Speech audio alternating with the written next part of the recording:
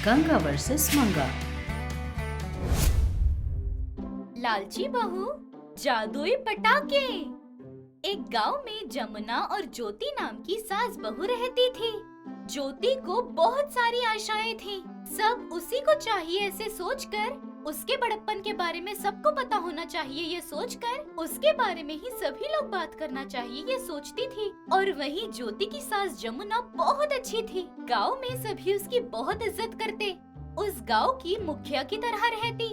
ज्योति जो भी करती अपनी सास से छुपा कर करती।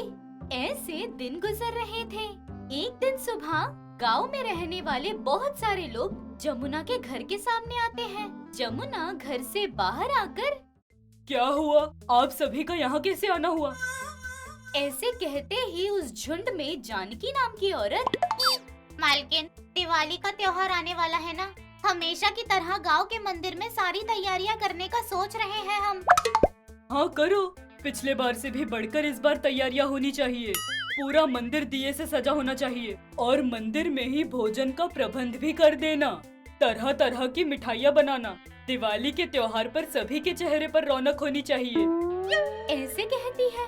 जानकी ठीक है कहकर वहाँ से चली जाती है। जमुना की सारी बातें सुनकर ज्योति, हाँ, मेरी सासू माँ गाँव में सच में बहुत पावरफुल है। वैसे इनके पास इतने पैसे कहाँ से आते हैं? वो पैसे मैं ही देकर अपने तरफ नाम कर लूँ तो गांव के सामने मैं तो कितनी बड़ी बन जाऊंगी। वैसे भी इतने पैसे हमारे पास कहाँ? तो फिर क्या करूँ?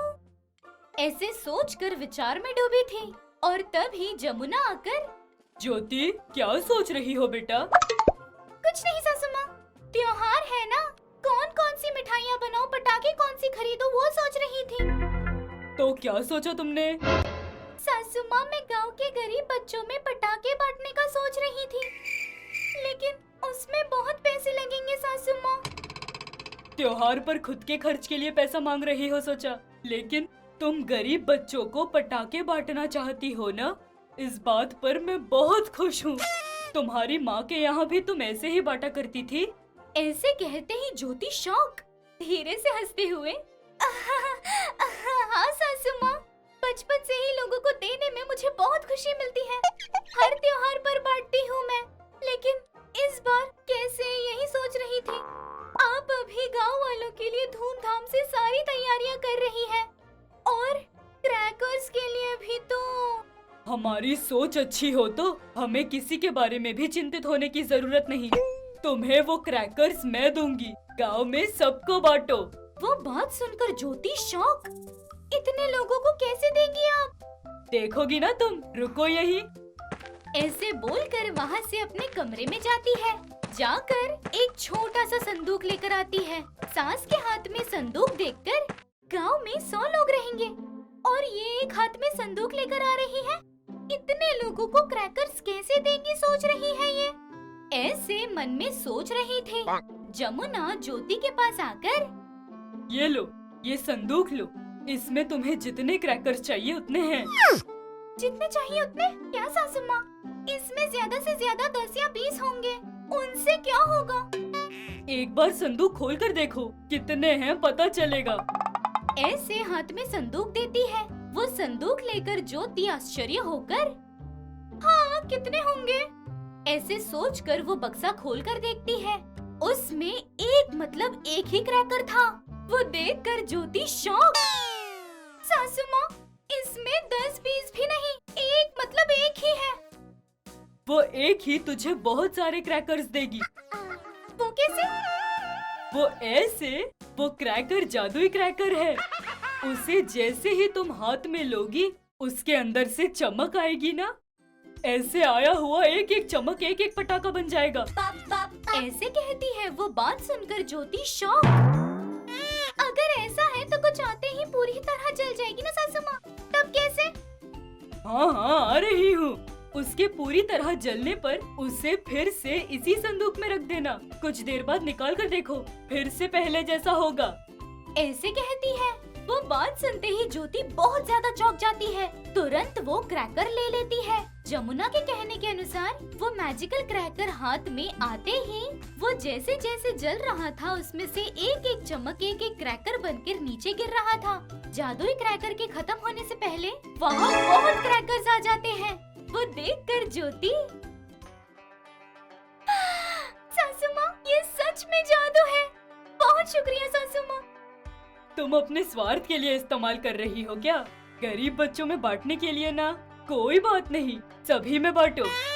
ऐसे बोलकर वहाँ से चली जाती है। उसके जाते ही ज्योति सामने बिरयानी रखकर उपवास रखने कह रही है।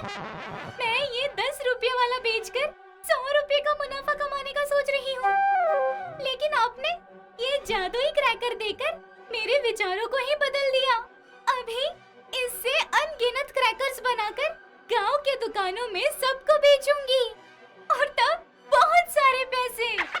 ऐसे सोचकर खुश होते हुए रुककर, अच्छा बच्चों में नहीं बांटा पता चला तो फिर से ये मुझे ना जाने कितना सुनाएगी। जरूरत है अभी आए सारे पटाखे बांट देती हूँ, बाद में आए सारे बेच दूंगी। ऐसे बोलकर वो सारे क्रैकर्स बैग में डालकर गांव में जाती है। वो सारे क्रैकर्स बांटकर घर आती है। घर आकर, हाँ बांटने का तो सारा काम हो गया, अब पैसों के लिए करना है। ऐसे बोलकर उस संदूक से क्रैकर निकालकर अपने हाथ में पकड़ती है। इस बार सारा क्रैकर जल गया, लेकिन उसमें से एक भी क्रैकर नहीं निकलता। वो देखकर ज्योति शॉक। सासू माँ, सासू माँ, अरे क्या हुआ, क्यों चिल्लाई? इसकी शक्तियाँ खत्म हो गई है, शायद काम नहीं कर रहा। अच्छा, मुझे दिखा। हाँ, जादुई शक्तियों से आए हुए क्रैकर्स को बेचने का सोच रही है तू? ऐसे कहती है। वो बात सुनकर ज्योति आश्चर्य होकर, वो सासू माँ, आपको कैसे पता चला? स्वार्थ के लिए इसकी शक्तियों को इस्तेमाल करोगी तो इसकी शक्तियाँ बिल्कुल काम नहीं करेंगी, इसलिए ऐसे हुआ। वो बात सुनकर ज्योति चौंक जाती है। इतने दिनों तक मुझे ये लगा कि मेरी बहू अच्छी है, लेकिन तू अपने मन में इतना स्वार्थ लिए घूम रही है। छे! ऐसे बोलकर वहाँ से चली जाती है। ज्योति शॉक। छे! उसकी शक्तियों को जाने बिना ही लालच कर लिया। ऐसे बोलकर उदास हो रही थी, लेकिन जमुना सारी बातें भूलकर गांव के मंदिर में जाकर गांव वालों के साथ मिलकर बहुत ही धूमधाम से दिवाली का त्योहार मनाती है। हमें यकीन है कि इस एपिसोड ने भी आपको खूब हंसाया होगा, तो देर किस बात की, बजाओ घंटी और करो सब्सक्राइब। आप गंगा के फैन हो या मंगा के, ये जरूर बताना। ऐसे और मजेदार वीडियोस के लिए देखते रहिए चाचा टीवी।